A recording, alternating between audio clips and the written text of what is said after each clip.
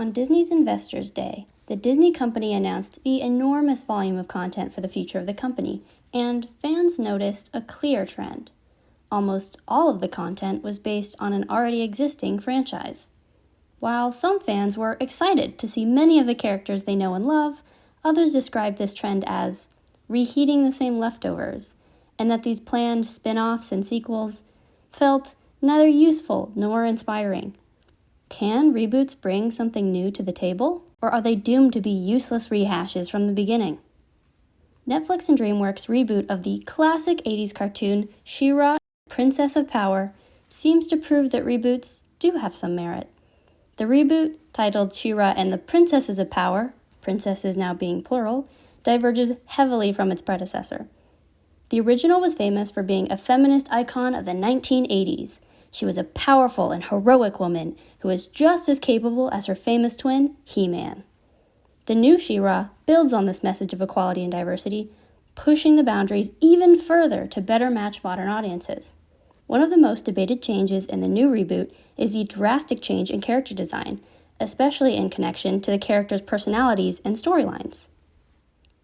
The new She-Ra is all about self-identification and loving who you are. Part of this theme includes the appraisal of diversity.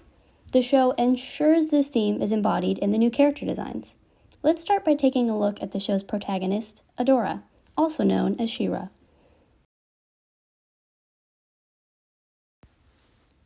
In both series, Adora is raised in the Horde, the evil regime that is conquering the magical planet of Etheria, and she becomes a powerful leader within the regime. Then, while on a mission, she discovers the Sword of Protection and the true horrors of the Horde's actions.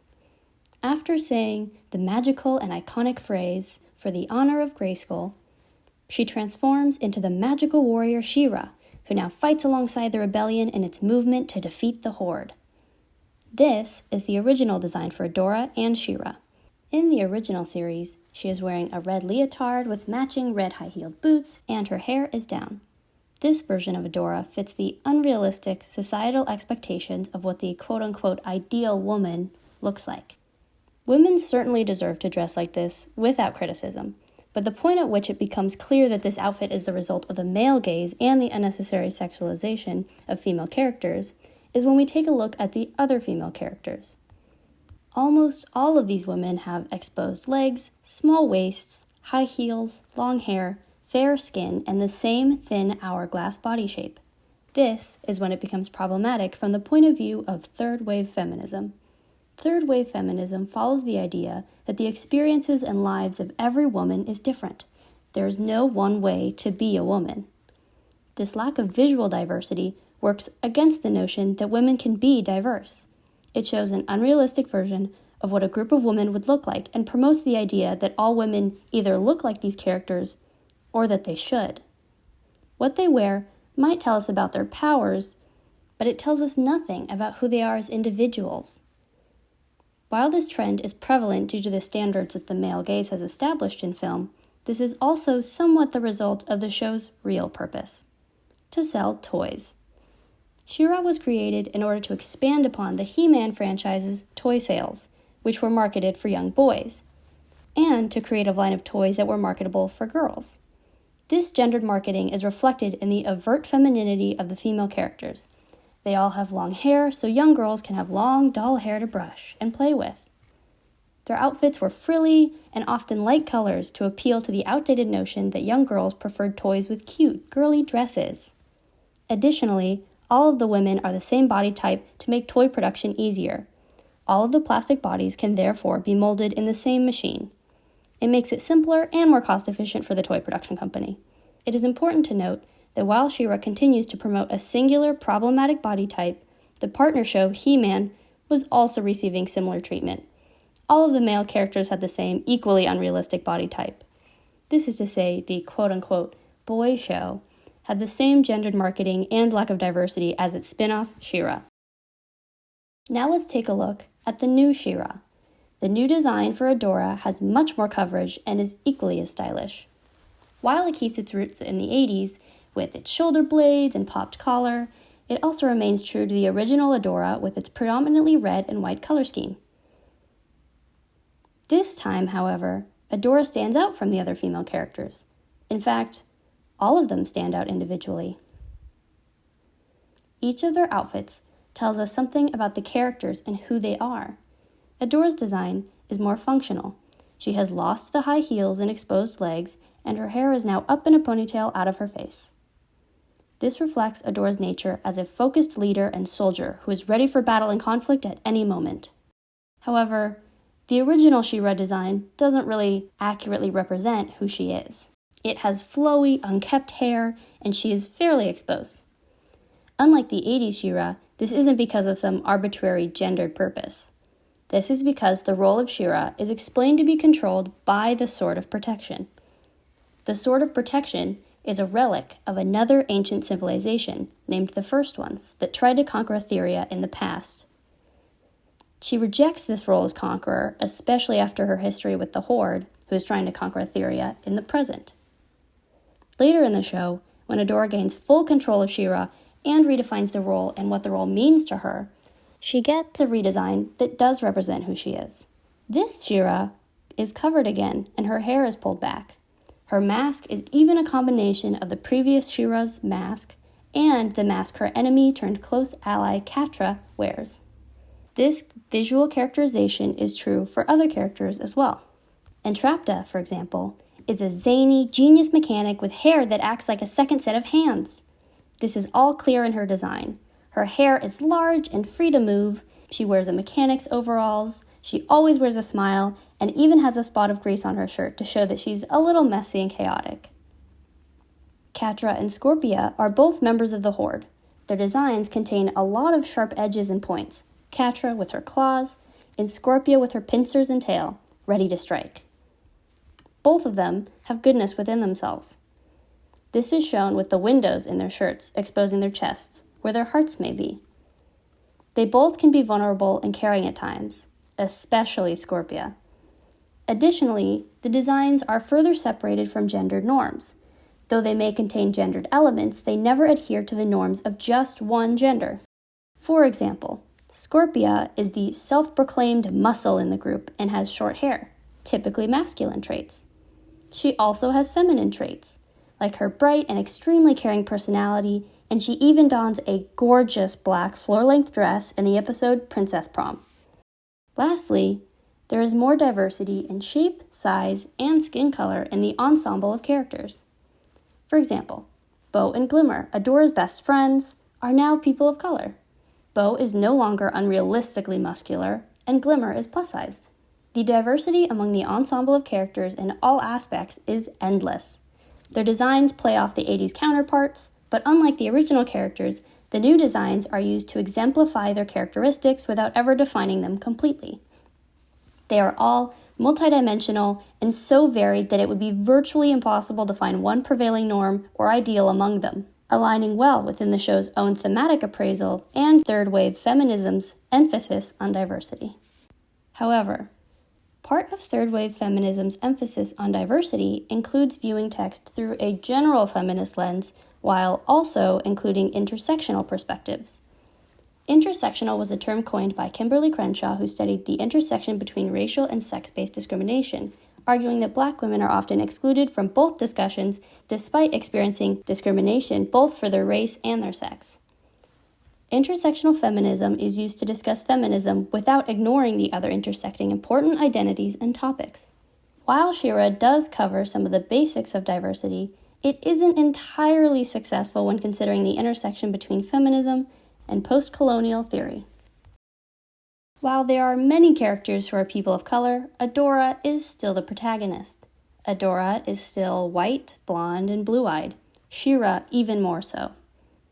In a narrative about fighting a colonizing force like the Horde or even the First Ones, having an Aryan protagonist to lead the force follows the racist white savior narrative.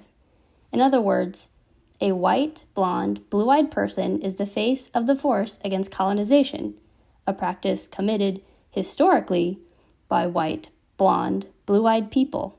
While racism and the history of European colonization doesn't exist within the history and the fantasy of the She-Ra universe, it does exist for us, the viewers. and so it promotes the problematic narrative nonetheless.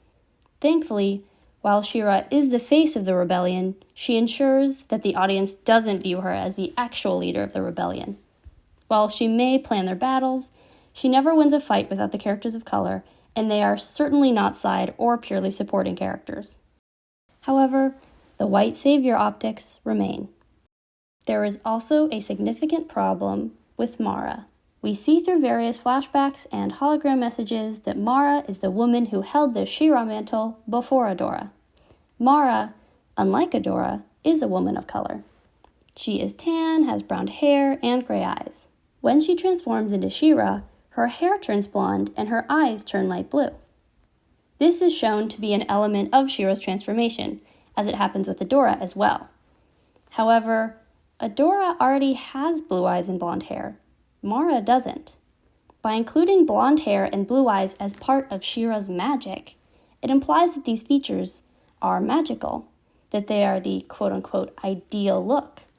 It implies that Mara's previous dark hair and eyes are less desirable than She-Ra's magical appearance.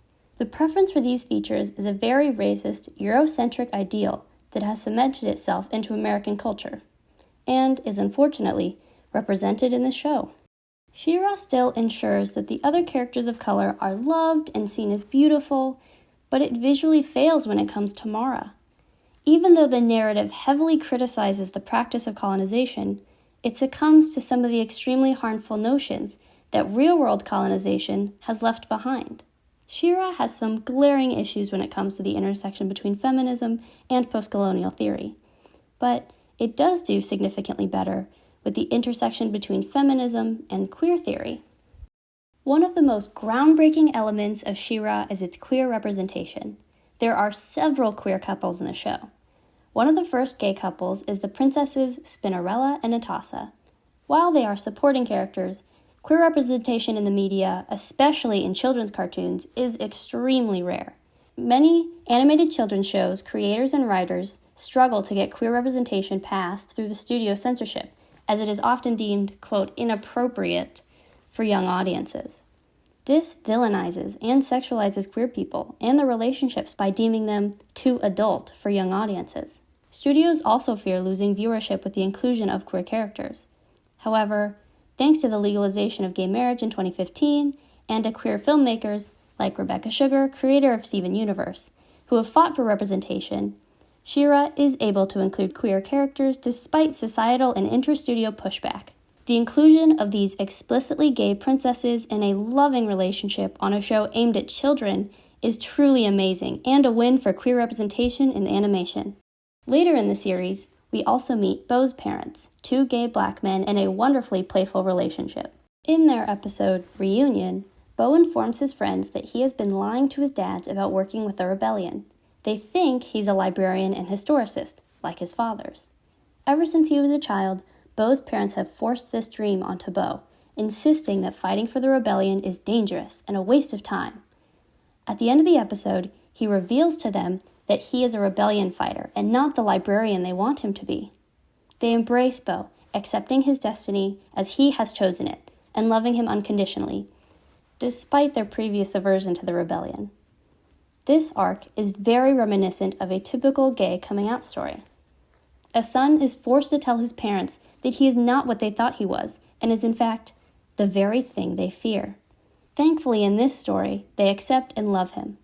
This is a very clever way to include an excellent coming-out story in a fictional universe without homophobia.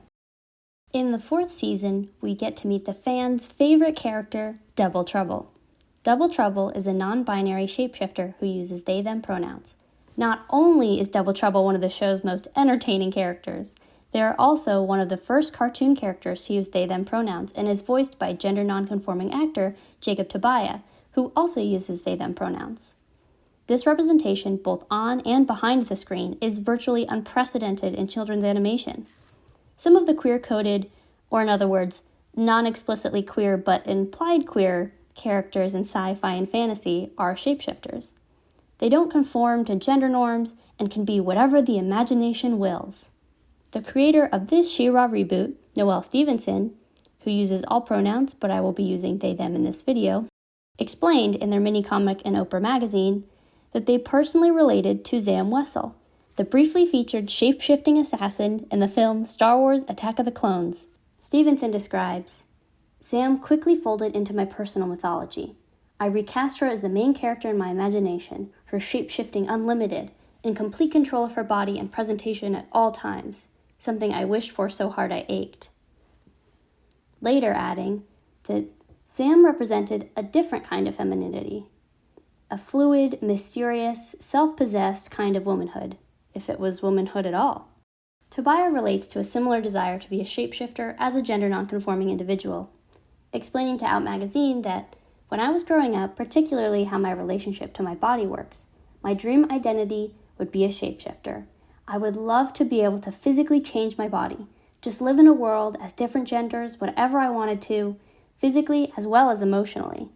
It's really cool to play a character with the skill set that trans and non-binary folks have, navigating the world and shaping how we're putting on ourselves, often to survive or to get by. It's really a survival skill for folks in the trans and non-binary community, to shapeshift and blend in, to sort of be as you need to be when you need to be it for your safety. Double Trouble has taken that survival skill and turned it on its head and into a superpower, into something magical that really shakes the foundation of an entire world. I wish I could shapeshift in real life physically, although I think I'm pretty good at shapeshifting, sartorially and emotionally already. So, it's not too far off base. These statements perfectly encapsulate the power a shapeshifter can have for queer audiences. Shapeshifters have the level of agency in terms of their gender expression that many queer audiences crave. Usually, these viewers have to relate to shapeshifters who aren't explicitly queer, creating a small rift between them and the viewer. Double Trouble, on the other hand, is explicitly queer with the use of they-them pronouns. None of the other characters question their pronouns or discuss them. Double Trouble just simply is unabashedly queer, and in the world of She-Ra, they are free to express it without the constraints of gendered expectations in American society, giving the audience a great source of representation in a perfect world that accepts it, something unprecedented and refreshing for queer audiences. There are some additional queer characters, like Seahawk, who during the series is in love with Princess Mermista. In the episode Perils of Peekaboo, we see that he has an ex-boyfriend named Falcon, confirming that Seahawk is not straight. In the episode Stranded, Scorpia mentions that her fellow past Horde soldier Kyle has a crush on Rogelio, who, to be fair, is a lizard, but who uses he/him pronouns, so we know that this relationship is queer in some way. There is also a somewhat less explicitly queer character. In the original She-Ra, there's a set of triplets named the Star Sisters. In the new reboot, one of the sisters has been replaced for a trans brother, the trio now being named the Star Siblings. Although his transness is not explicit in the show, fans of the original will catch the difference, and Stevenson even made sure to cast a trans man to voice the character. Although this character's transness is non-diegetic, which means, unfortunately, many fans will not know his queerness, the casting of a trans man is important for trans representation in the media nonetheless. Lastly, there is the starring queer relationship, Adora and Catra. In the show's final episode, named Heart Part 2, Adora and Catra's love is so powerful that it literally saves Etheria and therefore the whole galaxy from the season's harrowing villain, Horde Prime.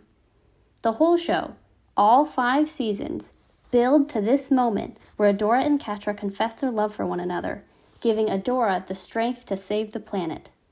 We get to see the relationship transform from best friends to bitter enemies, to arch rivals, to friends again, and then to lovers. We see them change and evolve as characters until they are ready to come together and accept their true feelings for one another. She-Ra again breaks boundaries by placing queer characters and their relationships not only in the show, but front and center. While this couple is truly outstanding and pulls at audiences' heartstrings, there is one issue with it. We only get to see Adora and Catra together as a couple for a very short period of time. 5 minutes and 20 seconds to be exact.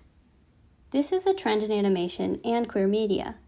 Because queer creators have to fight for explicitly queer characters and relationships, especially queer main characters, they often have to, quote, prove to the studio executives that the inclusion of the character's queerness is valid and will work within the media they're creating.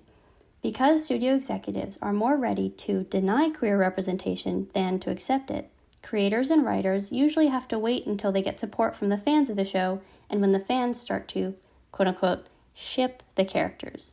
Or in other words, until the fans start to express their want for the characters to be in a specific relationship. However, animation works far ahead of what has been released to fans, so sometimes creators are already on the last season of their show when they finally get enough outside support for the queer characters. It's also, quote-unquote, safer for shows to include queer characters and relationships in the final season and/or episode because if they lose viewership at that stage, it doesn't matter because the show is already finished. Another very popular example of this happening was with the Nickelodeon hit show and sequel to Avatar: The Last Airbender, The Legend of Korra. In the last moments of the final episode, the main character Korra and her love interest Asami hold hands and lean on each other's foreheads. This is meant to be the confirmation of their relationship, and both Korra and Asami's bisexuality, though it is not nearly as explicit as Adora and Catra's relationship. The problem with this trend is not the fault of the filmmakers, and more a problematic trend that is the result of the uphill battle that is fighting for queer representation. This limits creators because it means that they do not get to explore queer characters while they're in their relationships. While we do get to see Catra and Adora's journey to win each other's hearts, we don't get to actually see them post their confessions. We don't get to actually explore their new established relationship and what it means for them. While their relationship is groundbreaking and amazing in its own merit, it succumbs to an unfortunate trend that limits modern queer storytelling. The queer characters and relationships in She-Ra are fantastic and unapologetically themselves, something truly beautiful in any media, especially in children's television. She-Ra isn't a perfect show. It failed to give Mara an appropriate She-Ra transformation, and it perpetuates the white savior narrative. This doesn't mean the show isn't amazing in its own right. It is groundbreaking when it comes to character design, diversity, and queer representation both on and off screen. As I mentioned at the beginning of this critique, She-Ra and the Princesses of Power, thematically speaking, is all about valuing diversity in all walks of life. Many of the story arcs resolve themselves because the rebellion realizes how to work better together as a team, where everyone is equal, something the Horde never learns, and it is ultimately their downfall. Therefore, when the elements that came to light through this analysis from an intersectional feminist lens promote crucial diversity, the show's thesis is strengthened. And therefore, when it doesn't promote crucial diversity, it is weakened. That is to say, that a show that revolves around diversity is not only affected by its narrative on an individual level, but also its characters and how they represent diversity as an ensemble on all conceivable levels.